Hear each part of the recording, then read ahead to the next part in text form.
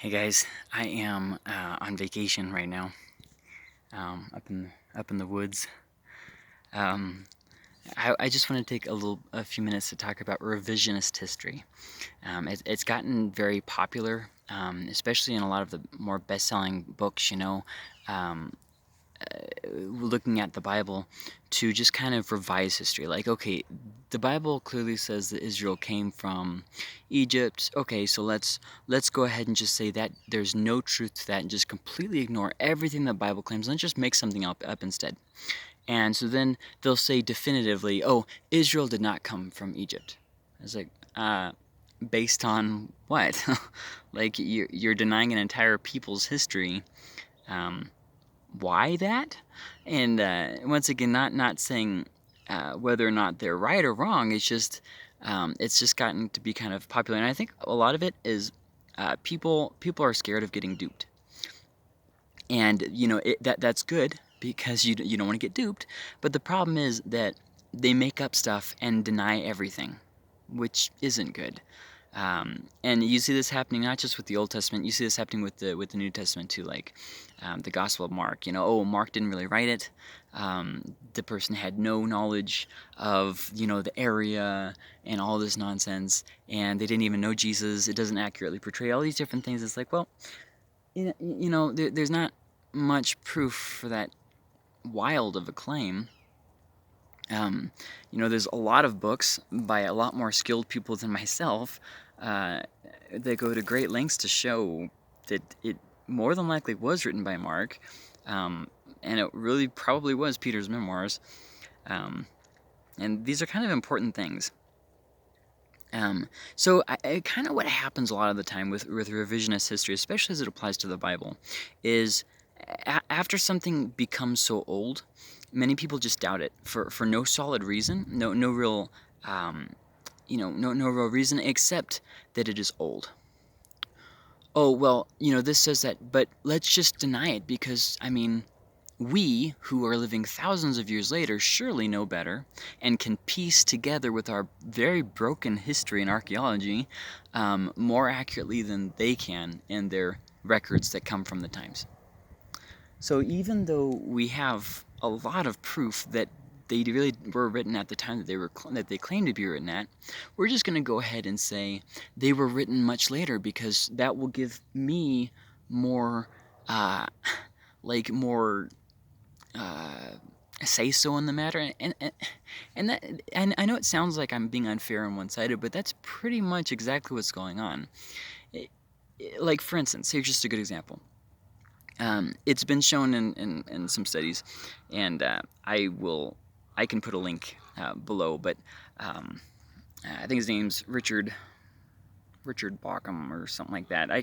I'll put the description the link and the link to this guy's book in the description below. But it's been shown, a lot of things like that in certain places and at certain times. They had different, more popular names and all this different stuff. And yet, when we read the Gospel of Mark, for instance, the names that belong in that period at that time, they're there. Whereas if you were to go into another city, there would have been different names used and little stuff like that. And then there's, well, I'm kind of getting ahead of myself. But my point is simply this: you can't just deny that something is historical simply because it's old. From the beginning of just from the beginning of the book itself, the Gospel of Mark has been uncontested. From the very beginning in Christian history, it was uncontested that it was written by Mark, and that it was written off of Peter's Peter's memoirs. You'll have to excuse me if I seem a little bit slow. My notes are on a text message. I had to text the notes to my wife's phone because I have no paper. So okay. So then, over 300 years later, somebody comes by and says, maybe this was written by somebody else other than Mark. And the question then becoming, why disbelieve that it was really written by Mark? What good reason can you give me that Israel didn't really come from Egypt. What good I mean, when you've got clear historical cues in the text itself, things that nobody could have known later, a good knowledge of the geography of the area, all these different things. What reason should I have to disbelieve their account and believe your account?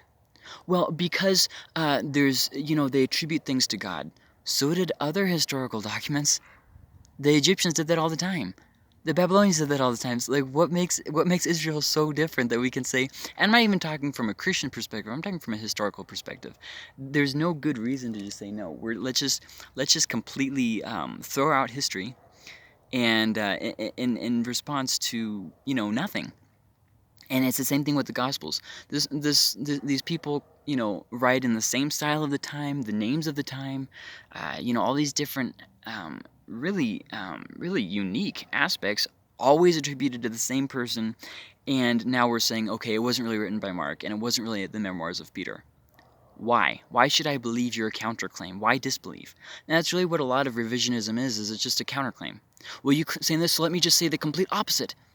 Based on what? Well, you shouldn't believe what the Bible says, because what? So you want me to believe you for doing what you claim that the Bible is doing? What? It just doesn't make a whole lot of sense. And a lot of the arguments really come down to this: because it's old. We can't be sure because it's old. Okay?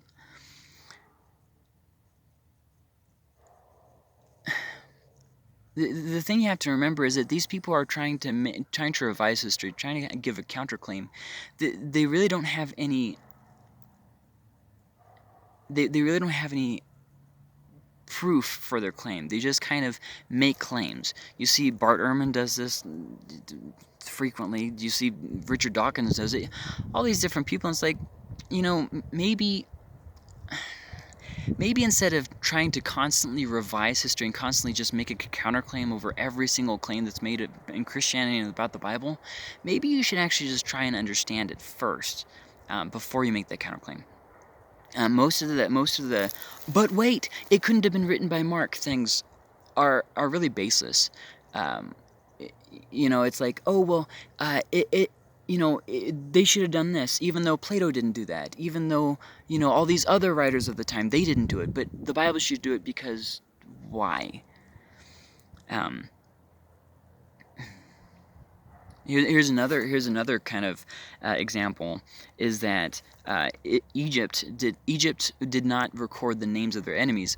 I believe it was in the New Kingdom, and that was during the time that Moses is leading Israel out. And so what does Moses do when he records their history? He doesn't record the name of the Pharaoh. I mean, just completely ironic, really kind of funny if you think about it. But instead of noticing those little historical and cultural clues, we just kind of gloss over it and say, no, it can't be true. And the thing is, like, I could give example after example, but why, when other people have done it so much better? If you look at the writings of James Hoffmeyer, if you look at the writings of Kenneth Kitchen, Richard, man, I really wish I could remember his name, Bauckham or Beckman or something like that. Man, what is his name? I can't believe I can't remember that. Craig Blomberg. I mean, you look at all these, writers who give good, refutes to the argument and actually make sense of what's there with the least amount of just inserting things. And that's really what popular books against the Bible's historicity have done, is they've just kind of made something up with making a lot of a little, is really what they're doing. And then it's just blindly believed because I don't know why. Maybe deep down we really just don't want it to be true. I think honestly that's what a large part of it is. We don't want the Bible to be true. We're okay with Egyptian records being true or with Babylonian records being true. We don't want the Bible to be true because maybe that would put some credence to the fact that we can't live however we want, that there is a God, that things have a deeper purpose. And the thing is that confuses me because, like, in our heart of hearts, we want to believe that we have a purpose. We want to believe that there's, a reason for existing, a reason for being, that there's a source of morality, that right and wrong really is right and wrong. We want to believe stuff like that. But then at the same time, we don't. It's a very confusing thing. And I do realize I'm getting off topic, so let me get back on topic. We're talking about revisionism and revised history, and especially as it applies to Israel's history and the New Testament. Um, so pretty much just because something's old, it should be not believed. So then people say something along the lines of this, which I think is completely delusional, but we'll go ahead and mention it. Sometimes people say, well, the church just deleted the history. They got rid of the history of people who didn't agree with them. They just, did away with it. And here's the problem with that view, okay? So we have record of dissenters and people who disagreed with Christianity from much later. So you're saying that when Christianity got bigger and it had the force of an empire behind it, it couldn't get rid of the false claims and the counterclaims against Christianity, but when it first started and was just starting to take off, in as early as 125 A.D., just shortly after Jesus was alive, and there were arguments being made that they couldn't do that. I mean, that just doesn't really make sense. It really just doesn't make sense. So they couldn't delete the dissenters when they were bigger, but when they were smaller, they were able to. That doesn't fit. And then also, here's another problem, is that around the whole Roman Empire, the church was unanimous in their belief that Mark really did write the Gospel of Mark. So you're saying that the entire Christianity around the entire empire was able to come to one single belief on something when they were disconnected.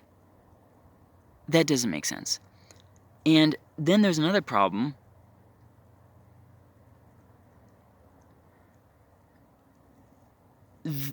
Christianity as a whole did not accept the fake gospels, did not accept the other gospels, like the, what's it called, apocryphal gospels, what is the name of that, it's on the tip of my tongue. See, this is the problem with knowing multiple languages, is you kind of start to, your words get, Gnosticism, oh thank God, Gnosticism, different gospels like that. So even though all of Christianity around the whole empire accepted the four gospels and not all these other gospels, and they were united in that, you're saying that the early Christian church was able to get rid of the dissenters when they were small? That doesn't fit. And here's an interesting thing that for whatever reason we're just kind of ignoring. What gives modern people who aren't theologians, who aren't historians, to make these massive, absolute claims about Christianity and the Bible? You have people like Richard Dawkins. What gives him the authority, the right, to have an opinion on this when he's just an angry atheist? That's all he is. He doesn't have any credentials for this. You have people like Bart Ehrman who are saying these things that are just completely unhistorical nonsense, trying to prove that the Bible isn't historical. And it's like, before you go making those claims, maybe you should have some kind of proof behind that claim. And if you are familiar with the writings, you probably know what I'm talking about, unless you are a believer in them, in which case you should really start asking, why do they not have any sources for this?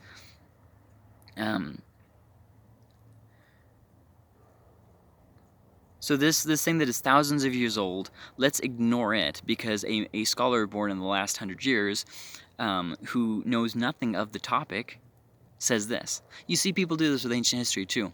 Well, there should be a papyrus or something. Well, actually, all the papyrus from the Delta area, none of them survived. So you're saying, from that period of time, so you're saying that even though history and archaeology is sparse from that region, we should still have some kind of a connecting thought to prove Israel's exodus from Egypt, from Egypt.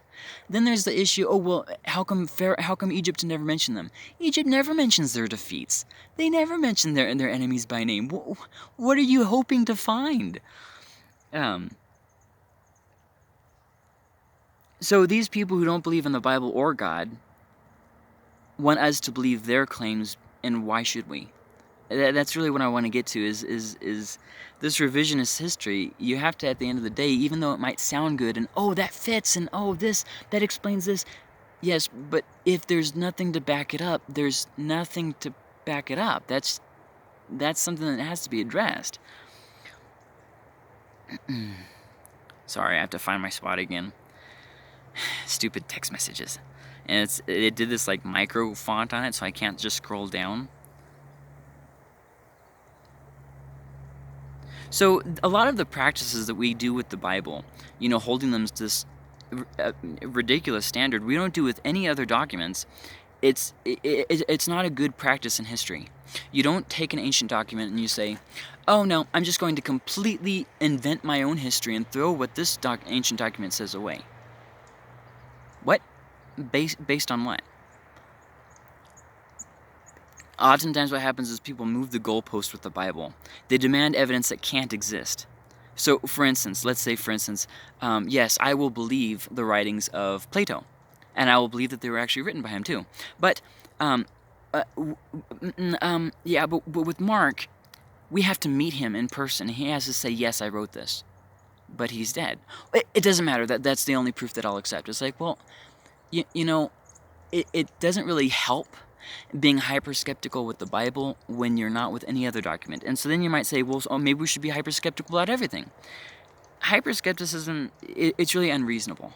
Because no matter what evidence is given, you won't believe it. You just decided in your mind not to believe it. It's unwarranted, because it's kind of just ignores the practice of history and common sense, and it's subjective.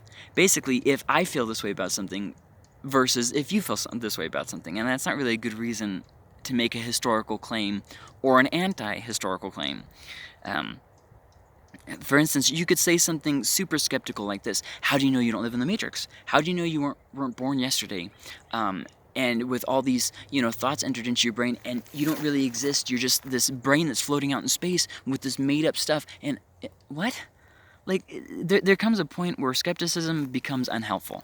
Skepticism is good to a certain point, like where we can stop and question things, and we can ask really good questions and search for answers, and we can think twice about our biases, and that's a great use of skepticism. But when skepticism gets to the point where it's unhelpful and just kind of blindsided, that's not really very helpful.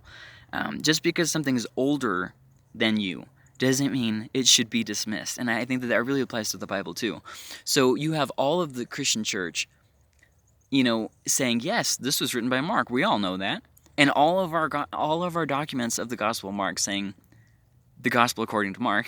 And then you want to say it wasn't really written by Mark. Based on what? Revisionist history makes a lot of claims, but always fails to really support enough evidence. It makes a good story. It really does. But the problem is if I wanted a good story, I'd buy a novel. I don't want a good story, I want history. And history sometimes isn't a good story. Sometimes history is just, like you see people kind of using history one-sided to get their views on the racism movement stated.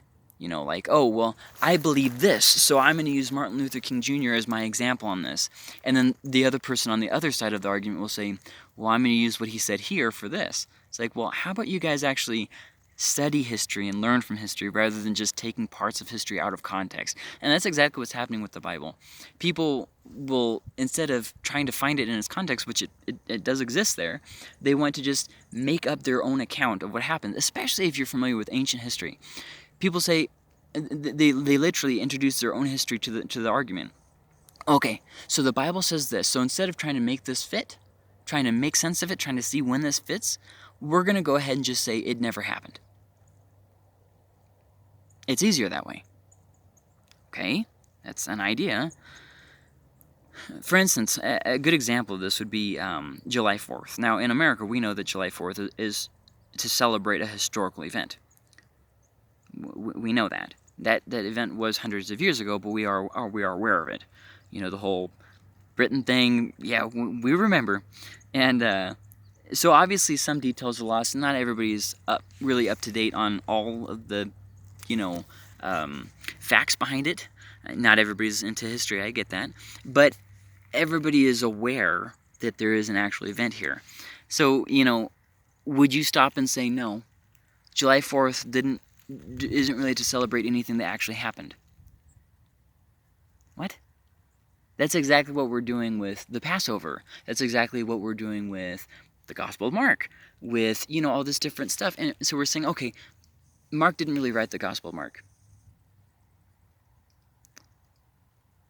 Within 1 to 2 generations of it being written, you have, of Jesus living, you have an account of Jesus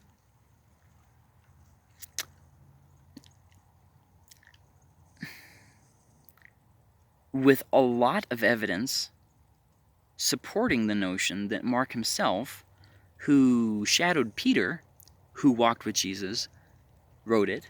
And so instead of believing that, you're going to just deny it for no reason. Hyperskepticism, revisionist history, things that don't really make sense, and especially in the bigger picture of these things. So I know that my argument maybe was a little bit not as clear as it could have been. I'm telling you, it's very difficult to do this off of a text message. I highly suggest that you do not do that. But so just to kind of recap, something being old doesn't mean it's not reliable, and there's no reason to disbelieve especially when there's a lot of evidence to believe. You can't just deny something happening. A lot of the people who are writing these best-selling books aren't really qualified to be talking about these things. If you just simply study history, you'll find that it's validated everywhere, and there's really not much warrant for these huge revisions. So obviously, I hope that you figured this out. I probably shouldn't do that. The main argument that we're talking about is Mark. Was it really written by Mark? And the Exodus, Israel, were they really there? Did that really happen? And obviously, you see how this can apply really to everywhere in the Bible. And you'll see the same arguments kind of coming back up. And the funny thing is, these same arguments happened, thousands and thousands of years ago. Well, I shouldn't say thousands and thousands. The same arguments started happening, about 2,000 years ago, when people were talking about, oh, well, Mark didn't really write the gospel. And you have these people saying, wait, what? That's ridiculous. Why not disbelieve Plato wrote his stuff if you're going to deny that we wrote our stuff? And just kind of big things like that, where there's a different standard for the Bible than for every other ancient document. And even though there's adequate proof, there's adequate, stuff like that. And once again, well, this one thing doesn't prove. Yeah, but when you take all these different things that all fit together, it's kind of hard to then say, no, that didn't happen. And I hope that you get what I'm saying here. Ignorance of historical context, of documents that we can compare, of data, doesn't mean that it doesn't exist. There's a lot of data out there that would convince any reasonable person that Mark really did write the Gospel of Mark, and that Jesus really existed, and that he really did rise from the dead, and all these different things. But a lot of times people just aren't willing to address it because they've already come to their mind with this idea, I don't want to believe it. And a lot of revisionist history has this idea of, I have already decided what to believe. And the reason why this is such an important thing to look at now is because people are doing the exact same thing nowadays with everything. People have gotten very one-sided on everything. Like, for instance, you take the whole coronavirus issue. Everybody has already decided what to believe on something. Oh, well, this is, masks. Oh, well, this is why it's a good idea to wear masks. This is why it's stupid to wear masks. And both of those people have already decided what they're going to believe. And that's just how it is. And it doesn't matter what science says, doesn't matter what common sense says, it doesn't matter any of those things. All that matters is what I've already decided to believe. And, make sure that when you are studying the Bible and talking about the Bible and trying to learn from the Bible, that you're addressing those biases within you. Because here's the thing. I'm sorry, my face is getting all dark. Because here's the thing. Everybody has bias. And if you don't address that, you won't be able to accurately handle the information. There's a lot of times that people... I get so afraid that they're gonna, that the Bible's gonna get disproven that they don't even want to question that maybe their ideas are wrong. And I'll tell you a big example of this is the flood. The Bible seems to indicate that it was not a global flood. History seems to prove that. Archaeology seems to prove this. All these different things, we've never found proof of a global flood, and there's just a lot of things, like even the Bible itself in Psalms says that it was not a global flood. So it's like, well, maybe we ought to question whether we're translating that correctly. And so I guess we're gonna go ahead and stop there. That's it. I guess I opened kind of a can of worms, and I kind of maybe went too quickly on these things. But I hope that it gave you something to think about, and that you will, as you're setting, you will maybe be encouraged as a Christian, that a lot of these revisionist histories really aren't based on much of anything. And maybe if you are not a Christian watching this, you'll think, wow, this guy kind of rants a lot and doesn't really seem to make sense about it. I'm just kidding. Maybe if you're not a Christian, you'll just kind of stop and think for a little bit. Maybe I should read something that's, a counterclaim to all these guys that I'm believing in, because a lot of times we'll believe blindly in somebody just because we like them. Oh, well, I like this guy agrees with what I believe. He's saying all the things I'm thinking already. So, okay, well, you guys have a great day. As you can see here, I'm having a great day. Woohoo! See ya.